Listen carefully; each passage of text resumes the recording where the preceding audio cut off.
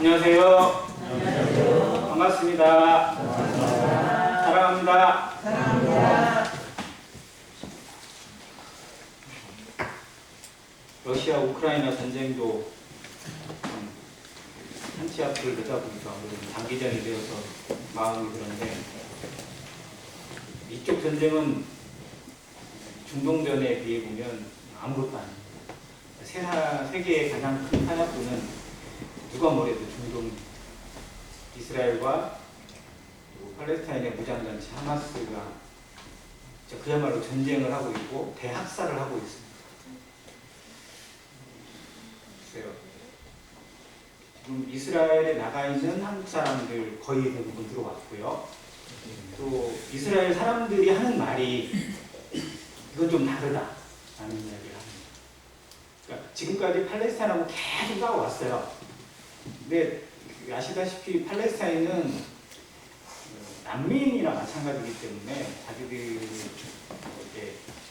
제대로 된 나라가 세워지고 그러기만 바라는데도 불구하고 이스라엘 입장에서는 예루살렘을 포기할 수 없습니다. 예루살렘을 몰아내야 되거든요. 근데 예루살렘 자체를 자기들의 수도로 정해놓고 거기서 기반을 잡고 있기 때문에 어떻게든 수단으로 하면 몰아내려고 그냥 하는데, 하마스라는 무장단체가 과격 분자이긴 하지만 이 정도까지 대규모로 그리고 치밀하게, 그리고 정말 이스라엘이 또 미국이 눈치도 채지 못하는 상황 가운데 이렇게 포로 공격을 하고, 또 각종 협동 농장이 있거든요. 농장을 기습해서 몇백 명을 죽였어요. 한 2개 농장 정도를 아예 기습해서 다 포로 잡고 애들까지 다 죽이고 하는 이런 만행을 저질렀는데, 뒤에 누군가가 있다고 많이 듭니다. 느낌상 이란인 것 같긴 한데 이란은 계속 발전하고 있고, 이게 이란이 개입되어 있고 또 이란이 중동의 패권을 위해서 이렇게 하고 있다면 미국이 개입 안 할 수가 없어요. 미국이 개입하게 되고 또 러시아와 터키가 지금 협상을 하고 있거든요. 이 문제로. 그렇게 되면 이제 전쟁이 러시아 우크라이나 전쟁에서 이렇게 완전히 바뀌게 되는 상황이 올 수 있습니다. 정말 이스라엘에 주어지는 모든 상황들 하나하나는 이스라엘의 문제가 아니라 전 세계의 문제가 되고 또 믿는 우리들에게도 하나님의 예언의 문제예요. 그래서 좀 더 기도하시고 또 주의 깊게 들여다보는 시각이 필요하다고 생각이 되어집니다. 또 레바논에 거기도 또 과격분자들, 원리주의라고 하거든요. 이슬람 원리주의자들. 그러니까 이슬람대로 해야 된다라고 하는 그런 사람들이 그 부분에 다 있어요. 시리아에는 IS가 있고, 레바논에는 헤즈볼라가 있고, 팔레스타인에는 하마스가 있고, 이렇게 다 이름들이 따로 있거든요. 근데 얘들이 서로 연합돼 있어요. 서로 도와주고. 헤즈볼라까지 이제 로켓포를 쏘고 있고, 박격포를 쏘고 있고 그래가지고, 총 쏘는 데가 생각이 나긴 나더라고요. 위에서 기도해 주시고, 또 그 사태가 정말 좀 여러 나라들이 주장하고 있는 것처럼 평화롭게 해결될 수 있기를 간절히 바라는 마음이 있습니다. 베드로전서 말씀 교제를 하고 있는데요. 오늘 4장 들어가겠습니다.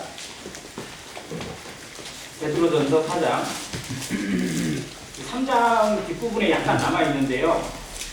이 부분에 부분은 아시는 분 알겠지만 성경 난제 중에 하나입니다. 그래서 4장에 있는 말씀하고 연결시켜서 그 부분을 좀 더 풀어보도록 할게요. 4장 1절 같이 한번 읽겠습니다. 4장 1절 시작. 그리스도께서 이미 육체의 고난을 받으셨으니 너희도 같은 마음으로 갑옷을 삼으라. 이는 육체의 고난을 받은 자는 죄를 그쳤음이니. 3장 후반부에 그리스도께서도 라고 하면서 그가 육체로는 죽임을 당하시고 영으로 살리심을 받으시면서 그 전에 있는 사람들에게도 복음을 전하시고 이렇게 하신 어떤 그리스도에 대해서 보여주고 있는데, 4장에서 보여주고자 하는 부분은 그리스도의 자취를 따라가는 성도가 되게 하는 권면과 명령입니다. 어떻게 살 것인가? 마지막 때를 맞이해서 지금 주님의 재림이 가까우는 이때에 어떻게 살아가야 될 것인지, 성도가 무엇을 바라보고 살아갈 것인지를 보여주는 말씀입니다. 그래서 4장 1절에 그리스도께서라고 시작합니다. 그래서 육체의 고난을 받으셨으니라고 기록되어 있는데 그리스도가 육체의 고난을 받고 십자가에 죽으시고 또 뭔가 저주와 모든 것을 다 참으셨다라는 것만이 아니고 이 말씀 속에는 뭐가 포함되어 있냐면 그 고난을 통해서 모든 것을 성취하시고 이루신 온전한 거룩한 삶이 담겨져 있습니다.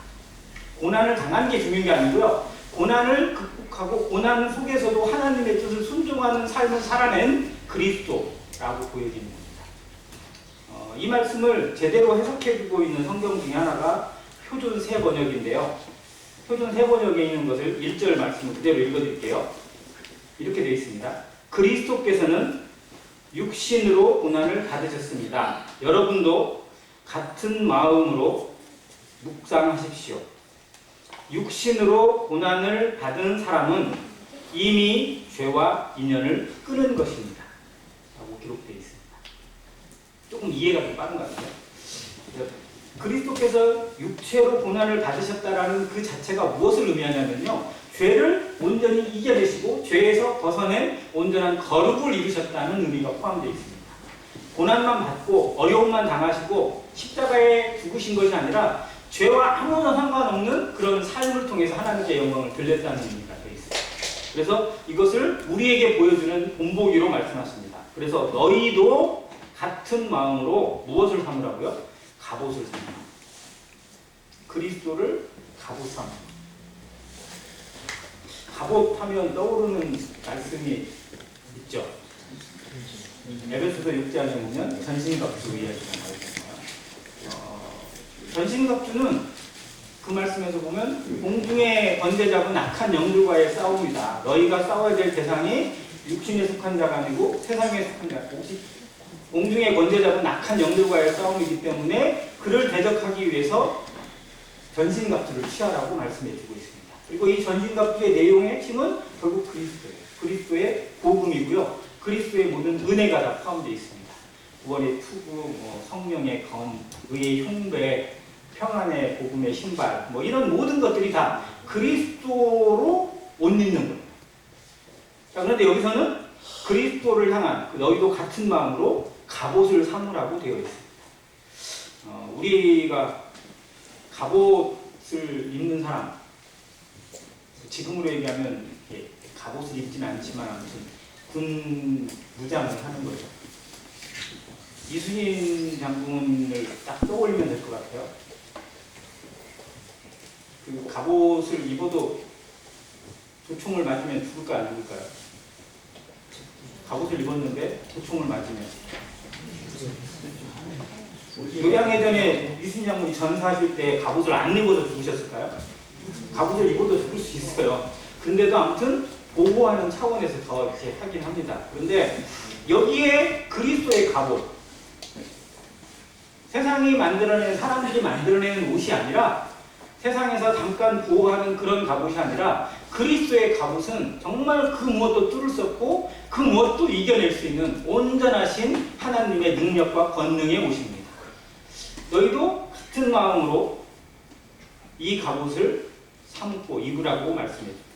그리고 그 갑옷을 입는다는 것, 갑옷을 삼는다는 표현이 뭐냐면요. 죄와 상관없는 삶을 사는 거예요. 즉 성도의 삶에 그리스도를 닮아가고 그리스도의 마음을 배운다는 의미가 뭐냐면 그분이 가신 길을 따라가는 제자의 삶을 사는 것이고 죄와 상관없는 삶을 살아가는 거룩한 삶을 의미합니다. 죄악에서 벗어났으니까, 죄에서 구원받았으니까, 죄에서 자유를 얻었으니까, 죄와 아무런 상관없는 인생이 되었으니까 마음대로 산다. 죄를 지어도 상관없고 이 정도야 괜찮다고 여기고 하는 그 마음은 실상은 그리스도의 마음이 절대 아니에요. 이건 정말 철저하게 속고 있는 거고 정말로 속이고 있는 거예요. 마귀가 복음을 변질시키기 위해서 행한 두 가지가 뭐냐면 하나는 완전 성화예요. 그러니까 거듭난 사람, 구원받은 사람은 절대 죄를 지어서는 안 된다라고 하는 주장하는 논리가 하고 또 두 번째는 뭐냐면 죄에서 구원받았으니까 마음대로 죄를 지어도 된다라고 가르칩니다. 이게 극단적인 거거든요. 물론 그렇게 가르치는 교회는 별로 없을지 모르지만 그게 강조되어지고 그래도 되는 것처럼 착각하는 성도들이 너무 많아요. 뭐 죄와 상관없으니까 심판 안 받으니까 영생 얻었으니까 천국 가는 거니까 괜찮지? 라고 생각하는 모습 자체가 정말 그리스도가 우리에게 주신 말씀일까? 하나님이 우리에게 원하신 것일까? 라고 고민해야 돼요. 이 말씀은 그런 의미로 주셨습니다. 마지막 때를 맞는 성도들이 무엇을?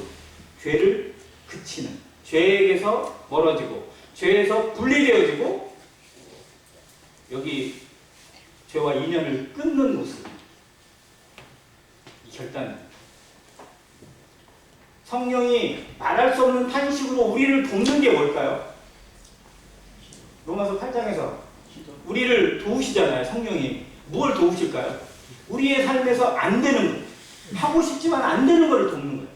하나님의 뜻대로 순종하고 싶은데 다 안 돼요. 우리 육신은 그게 안 돼요. 그런데 그걸 성령이 도우시는 거예요. 그래서 성령의 도우심을 통해서 안 되던 순종이 나타나고 안 되던 헌신이 나타나고 안 되던 거룩이 나타나요. 변화가 나타나는 겁니다. 근데 내가 바꾸려고 하고 내가 뭔가를 하려고 하다 보니까 근데 구원받고 술 끊고 구원받고 담배 끊고 구원받고 도박이나 모든 것을 다 끊어낸 성도들의 간증을 들어보면요, 내가 하려고 했을 땐 절대 안 된 걸 알 수 있어요. 근데 누가?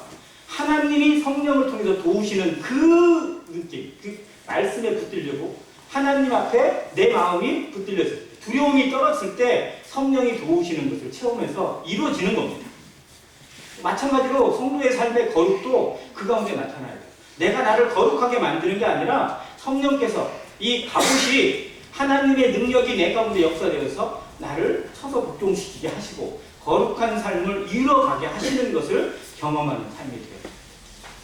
자, 2절에 보면 그 후로는 다시 사람의 정욕을 따르지 않고 무엇을 따라서요? 하나님의 뜻을 따라 육체의 남은 때를 살게 하라. 사람의 정욕이 있고 하나님의 뜻이 있어요.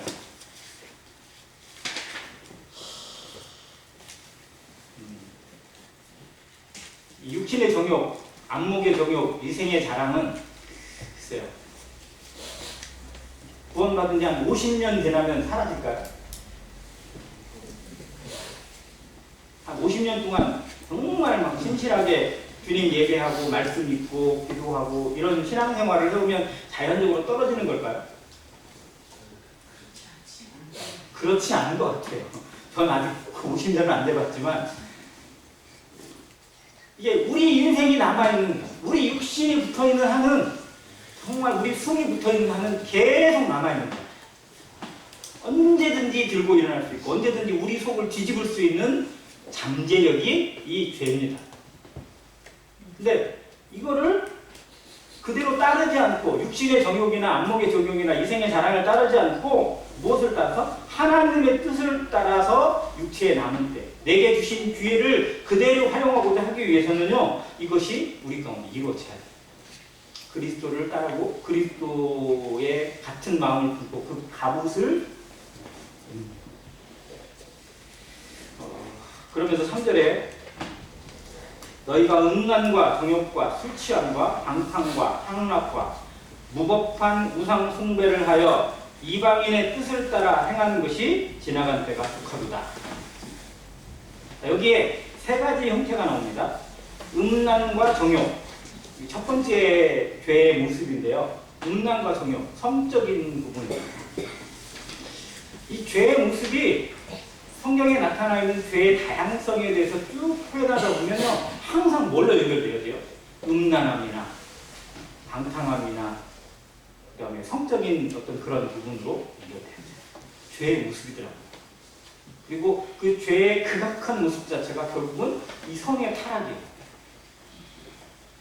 그 성의 타락이 결국 어떤 모습으로 드러났죠? 공성입니다.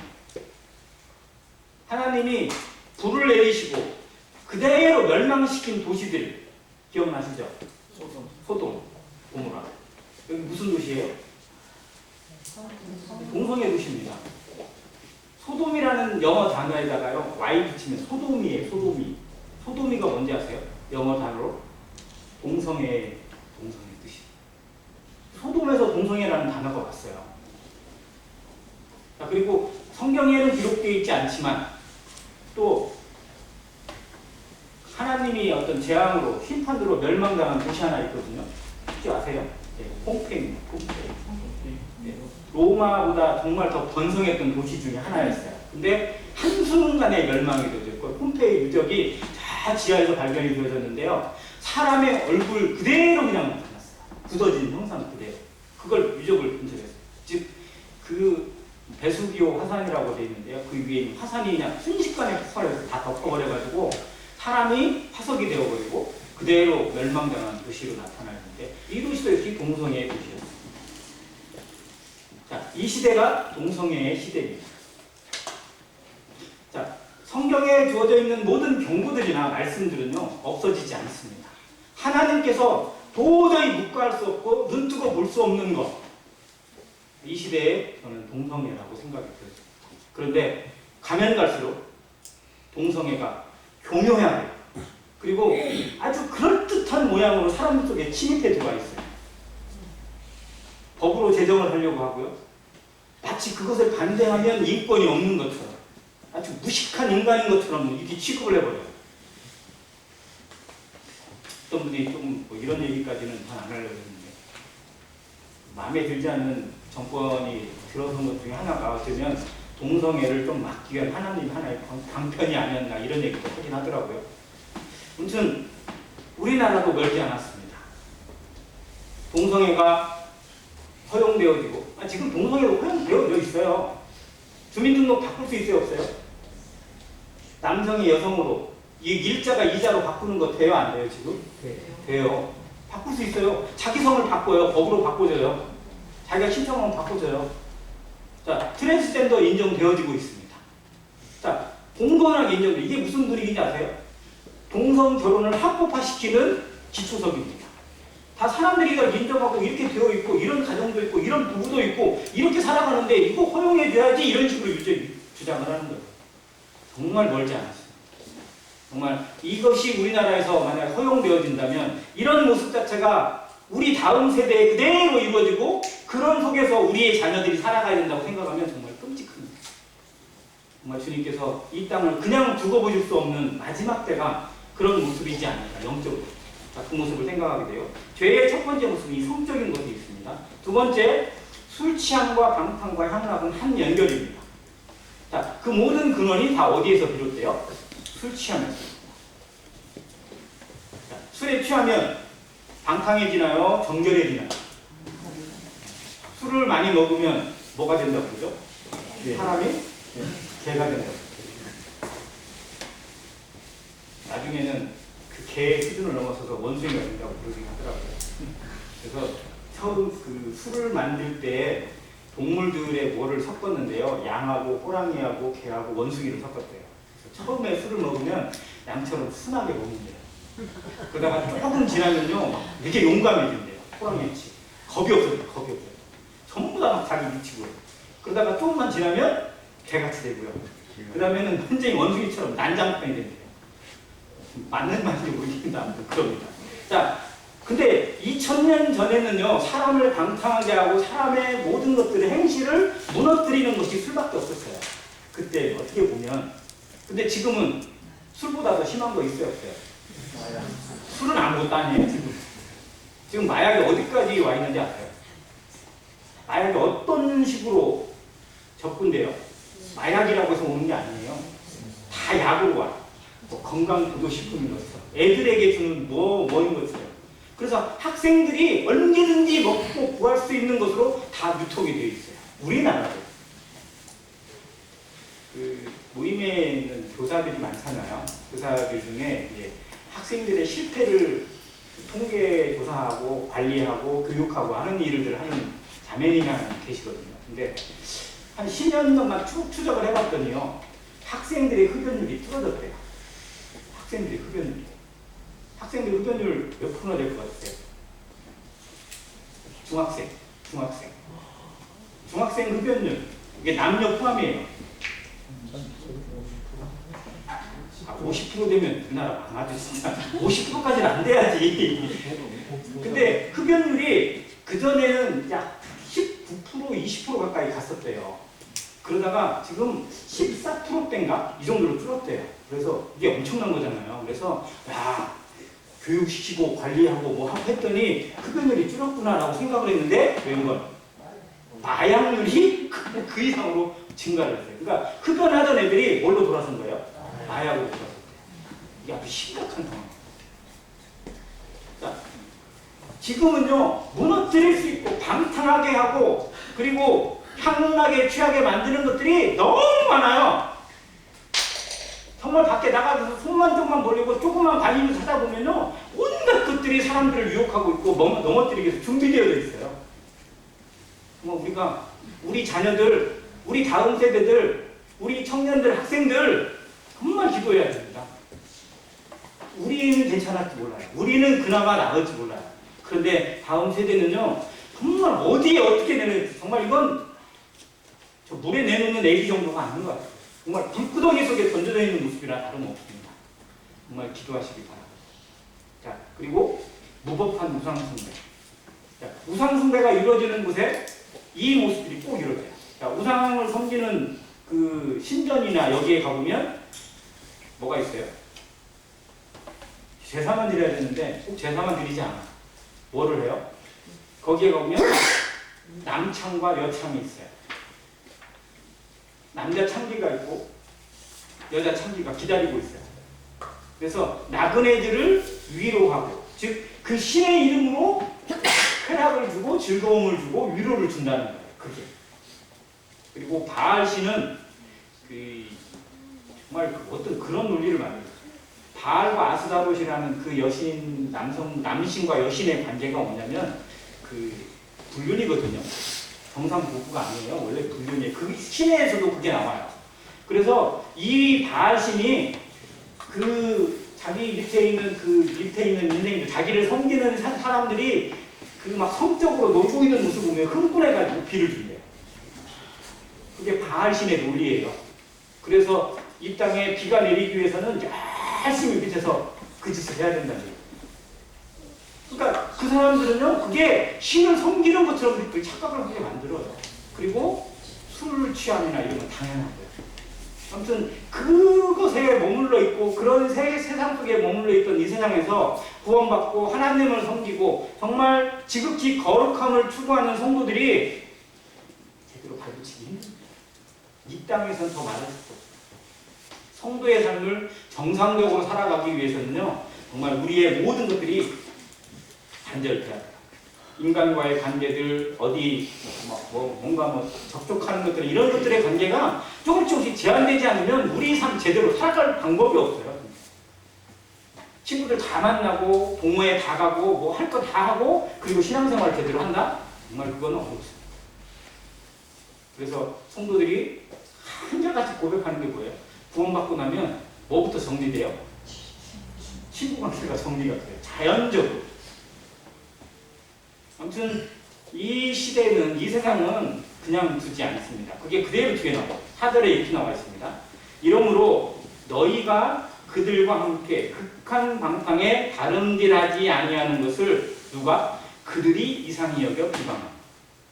여기 그들은 믿지 않는 자들, 이런 죄악 속에 살던 인생들이고요. 우리가 실제로 그런 속에 머물러 있었던 사람들이에요. 그런데 거듭났어요. 구원받았어요. 분리가 되어졌어요. 그게 아니라는 거, 그게 죄라는 걸 깨닫고 거절하고 분리되어지고 거룩을 추구하고 살아가는 성도들을 조롱해요. 비방합니다. 가만두지 않아요. 사람 배렸다고. 최기성님, 인간 하나 배렸어 얘기 많이 안 들으셨어요? 많이 들으셨어요.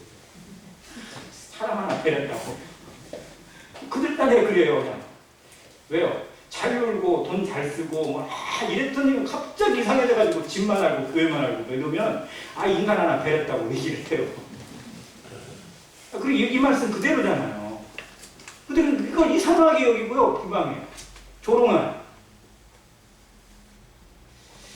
그러나 그들에게 결국은 하나님의 예비하신 것이 그대로 임합니다. 그들이 산자와 죽은 자를 심판하시러 예비하신 이에게 그대로 직구한다고 기록합니다. 하나님 앞에, 예수 그리스도의 심판대 앞에 성도들 모든 인생이 다 서게 됩니다. 그리고 자신의 행한 그대로 다 직구하게 될 것입니다. 이 무서운 심판 앞에 서 있음을 기억해야 됩니다. 인생은 알아야 됩니다. 성도들도 물론 그걸 알아야 돼요. 그래서 이 시대에 어떻게 살아갈 것인지, 무엇을 위해 살 것인지에 대해서 더 강력하게 생각하고 하나님의 뜻이 무엇인지를 분별하는 지혜가 필요합니다. 세상에 추구하는 것들, 세상 사람들이 살아가는 방식에 가끔씩은 호기심이 생길 수 있어요. 야, 저런 것도 있네. 야, 저거 재밌겠다. 저거 좋겠다. 그런데 그것의 한계를 알아야 돼요. 그것의 끝을 알아야 됩니다. 그것도 역시 다 뭐냐면요, 예레미야 2장에 있는 것처럼 터진 웅덩이에요. 자, 왜 웅덩이를 파요? 생수의 근원을 잃어버렸으니까요. 물을 구하기 위해서 계속 팝니다. 파고 또 파고. 그런데 물을 저축할 수가 없어요. 조금 있는 것 같은데 처음에 파면 물이 좀 보여요. 아, 괜찮네? 근데 조금 지나고 나면 밑바닥. 그러면 또 다른 걸 파야 되고 더 강한 걸 파야 되고. 그래서 세상의 모든 것들은요, 끝이 없어요. 계속해서. 인도네시아의 수도가 어딘지 아세요? 자카르타가 지금 어떤 상황이라고 해요? 자카르타가 좀 관심 좀 가지고 보세요. 자카르타가요, 지금 수중도시예요. 수중도시. 1년에 몇 cm씩 잠겨요. 밑으로 잠기고 있어요. 그래서 예전에 이렇게 꼬박했던 건물이 지금 아예 물속으로 들어가 있고요. 사람들이 비만 조금만 와도 그냥 막, 이건 뭐 홍수 정도가 아니에요. 물속에 도시가 돼 있어요. 그래서 수도를 옮깁니다. 지금. 인도네시아가 수도를 옮길 작업을 하고 있어요. 지금. 뭐 그곳이 선교로 나가 있는 형제가 있는 그 섬 쪽에 그쪽으로 옮긴다고 그러더라고요. 그런데 그 자카르타가 인구가 약 한 2천만 정도가 살고 있는 어마어마한 거대한 도시인데요. 도시가 왜 그 지경이 됐느냐? 무분별하게 다 파내서 그렇습니다. 지하수를 파내서. 지하수를 그냥 곳곳에서 파내가지고 그걸로 물장사 지금도 하고 있대요.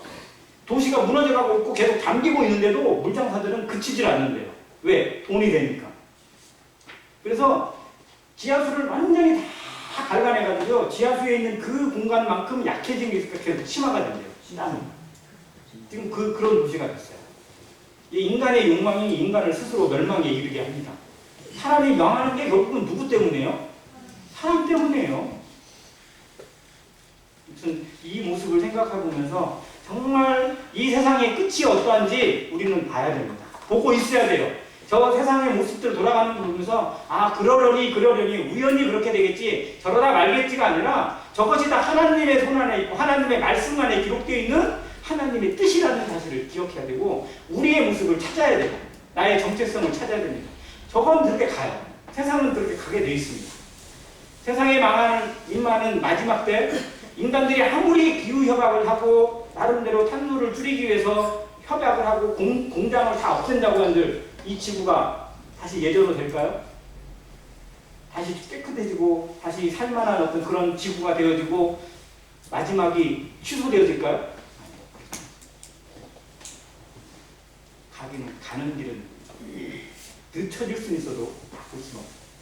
하나님의 뜻이 인간들의 기도에서, 성도들의 기도에서 잠시 지체되건 또 더디에 오실 줄은 모르지만 주님이 오시는 것은 누구도 막을 수 없습니다. 그건 정해진 거예요. 그러면 그게 중요한 게 아니고 그것을 대비하는 나의 마음, 나의 삶, 나의 자세는 어떠한지, 우리 교회는 어떠한지를 생각해야 돼요. 우리 가정 이대로 괜찮은 것인지, 나의 신앙 이대로 괜찮은 것인지, 주님 앞에 지금 모습 그대로 서도 부끄러움이 없는지 이것을 고민하고 생각하고 기도해야 됩니다. 그리스도 앞에서. 아무튼 이 모습을 생각하면서요, 6절에 있는 말씀, 이를 위하여, 여기가 난해절이거든요. 죽은 자들에게도 복음이 전파되었으니 이는 육체로는 사람으로 심판을 받으나 영으로는 하나님을 따라 살게 하려 함이라 라고 보여줍니다. 이 말씀과 또 비슷하게 연결되어 있는 말씀이 3장 18절과 19절인데요. 18절의 뒷부분에 육체로는 죽임을 당하시고 영으로는 살리심을 받으셨으니 그가 또한 영으로 가서 옥에 있는 영들에게 선포하시니라. 그리스도도 육체로는 죽임을 당하시고 영으로는 살리심을 받으시고 그 다음 옥에 있는 영들, 영으로 가서 옥에 있는 영들에게 선포하셨다고 기록된 말씀. 자, 이 말씀 때문에 무슨 소리가 나왔죠? 네, 연옥설이 나왔어요. 연옥설. 자, 이 말씀을 요 고지국대로 보면 옥에 있는 영들에게 전파하셨다고. 자, 옥, 지옥에 있는 영들에게 가서 복음을 전하셨다고. 그럼 지옥에도 가서 복음을 전해주는 거예요. 이게 연옥설의 배경이거든요. 자, 그 다음 6절, 아까 4장 6절에 보면 이를 위하여 누구에게도? 죽은 자들에게도 복음이 전파되었으니 라고 되어 있어요. 자, 그러면 죽은 자들에게 복음이 전파된다 안 된다? 돼요? 이 말씀이 이 부분이잖아요. 그래서 이 말씀을 제대로 해석하지 않으면 이상한 교리에 빠지게 되어 있어요. 자, 천주교에서 연옥설을 만들어냈습니다. 자, 연옥설의 최초 주장자가 누군지 아세요? 연옥설? 정말 어떻게 보면 정말 안타까운 모습입니다. 연옥설을 처음으로 주장한 사람은 오리겐이고요. 연옥설을 완성한 사람이 어거스틴입니다. 기독교의 아주 기둥이라고 불리는 사람이 여기에 젖어들어서 연옥설을 만들어냈어요. 그리고 이게 천주교의 아주 중요한 교리가 되었습니다. 자, 천주교에서 연옥설을 지금도 주장하고 있고요. 자, 연옥설로 인해서 나오는 것이 뭐냐? 자, 죽었어요? 안 믿고 죽은 사람 많아요, 적어요? 많잖아요. 안타깝잖아요. 아, 정말 저 사람 꼭 받아야겠는데. 그런데 죽었는데 무덤에 있고 그 지옥에 던져졌는데 연옥에 있다는 거예요. 연옥. 그러니까 중간에 있다는 거예요. 중간. 지옥에 던져지기 전에 백보자 심판에 의해서 최후의 지옥에 불못에 던져지니까 그 전까지는 연옥에서 대기하고 있다가 기회를 얻을 수 있다. 근데 어떻게 기회를 얻느냐? 뭐를 해야 돼요? 이 사람이 기회를 얻으려면 이 열심히 기도를 해야 돼요. 가족들이. 그게 죽은 자를 위한 기도예요. 천주교에 있어요. 교리에 있어요. 천주교 교리에 죽은 자를 위한 기도가 있어요. 자, 근데 죽은 자를 위해 기도할 때 기도만 하면 돼요, 안 돼요? 기도만 하면 안 돼요. 그 영혼을 그 연옥에서 빼내려면 뭐가 필요해요? 돈이 필요해요. 그러니까 이게 뭐 때문에 만들어져요? 돈 때문에 만든 거예요. 면죄부도 돈 때문에 만든 거고요. 죽은 자를 위한 기도도 돈 때문에. 지 뱃속 챙기려고 사제들이나 교황이나 추기경들이나 이런 사람들이요. 그 정말 순수한 사람들 그냥 확 올려가지고 죽었지, 안타깝지, 이 사람을 위해서 기도 열심히 해봐. 그러면 반드시 기회가 주어져서 다시 구원받을 수 있을 거야. 얼마나 좋아요. 그렇게만 된다면. 그러니 뭘 아끼겠어요. 근데 그냥 있는 데나 없는 데나 다 빼먹어요. 근데 지금도 그러고 있다는 거예요. 지금도. 그걸 믿고 있어요. 그래서 그냥 죽어도 괜찮다는 거예요. 그냥. 다시 기회가 있으니까. 그러면 안 믿어도 상관없는 거예요. 왜 굳이 믿어? 나중에 연옥에서 다시 빠져나오면 되지? 이 생각이 나와. 정말 그럴까요? 이 말씀이 정말 그런 뜻으로 기록하신 걸까요? 그게 아니라는 겁니다. 자, 4장 6절. 자, 이를 위하여 표시를 잘 보세요. 죽은 자들에게 복음이 전파되었어요? 아니면 죽은 자들에게 도예요? 도예요. 이 글자 하나 있고 없고가 아주 중요한 차이가 있어요. 죽은 자들에게도. 그러면 복음은 모든 사람에게 전파되어지는 거예요. 그럼 여기에 죽은 자들이 누구냐? 지금 죽어서 연옥에 있고 그런 사람들에게 전해지는 게 아니라 이미 예전에 죽은 사람들에게도 복음이 전파되었다는 의미예요. 자, 그들은 그 복음을 자기가 믿을 거냐 안 믿을 거냐, 그걸 영접하고 받아들일 것이냐 거절할 것이냐의 선택에 결국은 미끄러진 사람입니다. 이게 그 말씀으로 주신 건데 아주 이상하게 표현해. 현재 진행형인 것처럼 지금도 죽은 자들에게도 전파되고 있다고, 이런 식으로. 근데 이게 과거 완료형이거든요. 시제를 보면 죽은 자들에게도 전파되었으니라고 되어 있어요. 완료형이에요. 이미 그 전에 지금 죽어서 이미 심판에 던져지고 음부에 던져진 그 모든 인생들도 이미 그 전에 복음이 전파되었어요. 예수 그리스도가 선재하신 분입니다. 지금만 계시는 것이 아니라 하나님과 함께 창조 사역을 하셨고 하나님과 함께 인생을 구원하시는 일을 계속해 오셨어요. 그게 3장 후반부에 있는 노아의 그 홍수 때의 영들입니다. 자, 노아의 홍수에 대한 창세기 말씀을 살펴보면 하나님께서 노아가 방주를 짓는 동안에 그 인생들에게 계속해서 복음을 전하시고 기회를 주세요. 자, 노아만 복음을 전했을까요? 그때 누가 같이 복음을 전하신 건가요? 바로 예수 그리스도께서 복음을 전하셨습니다. 하나님께서 그리스도를 통해서 복음을 전하셨다는 것을 이 베드로전서 3장에서 보여주고 있는 부분이에요. 자, 23장 20절에 보면 그들은 전에 노아의 날 방주를 준비할 동안 하나님이 오래 참고 기다리실 때에 복종하지 아니하던 자들. 이게 옥에 있는 영들이에요. 여기 옥이 지옥이 아니라 정말 무덤에 던져져 있는 그런 영들, 즉 심판에 던져질 영들이라고 하는 표현으로 기록되어 있습니다. 그래서 그들에게도 그 시대에 가서 하나님이 예수 그리스도께서 복음을 전하셨다라는 말씀이에요. 자, 지금 예수 그리스도는 육신으로 계시지 않고 영으로 계십니다. 그러면 지금 예수 그리스도께서 계속 복음을 전하고 계실까요? 안 계실까요? 안 전하실까요? 전하세요. 그게 우리를 통해서 하시는 거고요. 정말 그리스도의 모든 영들을 통해서 일을 행하고 계십니다. 자, 그 시대에도 홍수 이전에도 그리스도의 복음이 전해졌고 어느 시대에나 그리스도의 복음이 전했어요. 그게 죽은 자들에게도 복음이 전파되었다는 말씀입니다. 모든 인생들에게 구약에 있던 살든이나 어떤 인생들에게 어떤 형태로든 복음이 전달되어졌습니다. 그래서 사람이 튕길 수 없어요. 어떤 사람은 그럽니다. 우리 고려시대에 살던 우리 조상들이나 신라시대에 살던 사람들이나 이런 사람들은 하나님을 믿고 싶어도 믿을 방법이 없고 예수님을 믿고 싶어도 믿을 방법이 없잖아요. 얼마나 억울해요. 그렇게 지옥 가면 그 얘기를 하고서 따져요. 그런데 하나님께서 그들에게도 그들의 양심을 통해서든지 무엇을 통해서든지 복음을 들려주시고 알 수 있는 길을 주셨을 거라고 저는 믿습니다.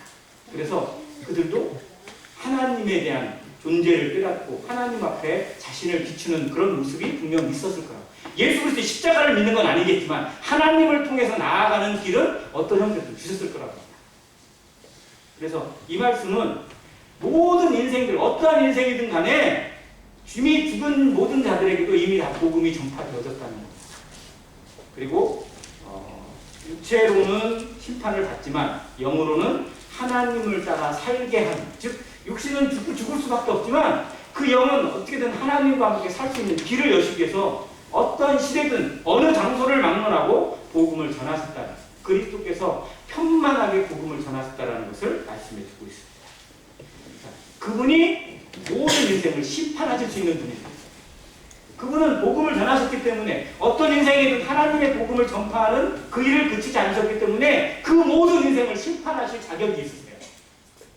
알려주셨으니까, 보여주셨으니까 그것에 대한 책임을 물을 수 있다는 겁니다. 이 말씀을 생각하면서 우리 성도들의 삶에 핑계 없는 신앙이 되었으면 좋겠어요. 이래서 안 되고 저래서 안 되고 우리는 정말 핑계와 변명이 많습니다.